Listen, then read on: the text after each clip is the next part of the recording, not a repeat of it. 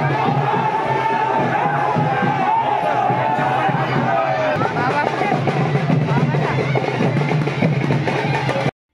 Hello नमस्कार. तर मित्रांनो, आम्ही आलो होतो साखळीच्या आईच्या पाया पडायला. तर चला तुम्हाला सुरुवातीपासून दाखवते आणि हा पूर्ण व्हिडिओ बघा, स्किप अजिबात करू नका, म्हणजे तुम्हाला कळणार नाही. आणि आम्ही 12 गाड्याची यात्रा बघायला आलो होतो आणि हे दुसरीकडचं आहे, डोंगरावरचं आहे, हे नंतर सांगलच मी. पण स्किप न करता एकच माणूस 12 गाड्या कसा ओढतोय ते नक्की बघा.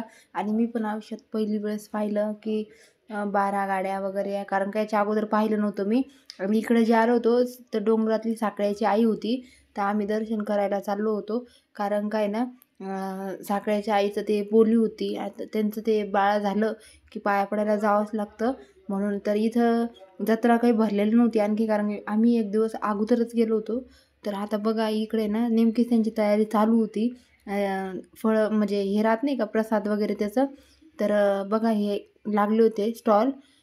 त्यांचं तयारी चालू होते, काही बनलं होतं काही नाही, नेमक्याच दुकाने चालू होत होत्या. आणि म्हटलं एकदा साखळ्याच्या आईचं दर्शन करावं. आणि हा पुढच्या दिवशीचा व्हिडिओ आहे, अगोदरचा मी दाखवते. अगोदरच्या पहिल्या दिवशी कसं आहे काय सगळं सांगते मी तुम्हाला.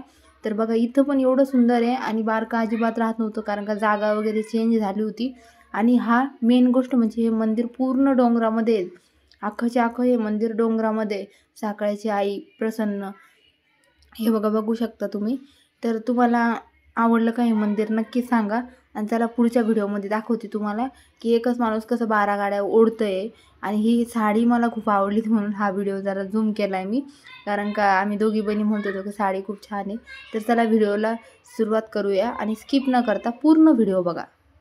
हे बघा आम्ही आता निघालोय, तर हे पूर्ण गावाकडे निघालो आम्ही. तर हे पूर्ण डोंगरच आहे आणि एवढं भारी वाटत होतं खरंच खूप छान, कारण का खूप दिवसानंतर मी खेडेगावाकडे आले होते. आणि गावातली कशी गावाकडे जाण्याची मज्जाच वेगळी आहे. आणि मला खूप भारी वाटत होतं, म्हटलं चला थोडंसं शूट करून घ्यावं, म्हणजे आपल्या फॅमिलीला पण दाखवता येईल. तर बघा खूप छान डोंगर वगैरे होते आणि एवढं मन प्रसन्न होत होतं ना, कसं घरी चिडचिड रोज तेच त्याच्यामुळं असं पुढं बाहेर गेलं ना खूप भारी वाटतं. आता इकडून पण बघा हॉटेल वगैरे सगळं आणि डोंगर वगैरे बघून एवढं भारी वाटत होतं की खूप छान. हे बघा तर निकिताचे सासरे ते गाडी चालवणारे, हे सासूबाई आहे निकिताच्या. हे बघा तर निकिताच्या घरी आलो आम्ही, तर खूप छान घर आहे. आणि हे बघा ही तुळस जेव्हा बांधलेली असत तेव्हा खूप छान वाटत असं. आणि आता इथं सध्या कोणी राहत नाही. आता तर चला गावची यात्रा, आता ते लोक सध्या आहे ना दर्शन करायला आलो ते खंडोबाचं. आता हेच त्यातच एक माणूस आहे जो ना 12 गाड्या ओढत असतो. आता याच्याबद्दल मला पण एवढी काही माहीत नव्हती. पहिली वेळेस ऐकलं होतं की एकच माणूस 12 गाड्या बैलगाड्या ओढतो आणि त्या बैलगाड्यामध्ये पण आहे ना सगळे माणसं बसलेली असते. आता त्यांना पूर्ण हळदीनं लेप लावलेला असतो त्या जे ओढतात त्यांना. आणि मग नंतर दर्शन करून परत जाते आणि तिकडून परत येते. तर बघा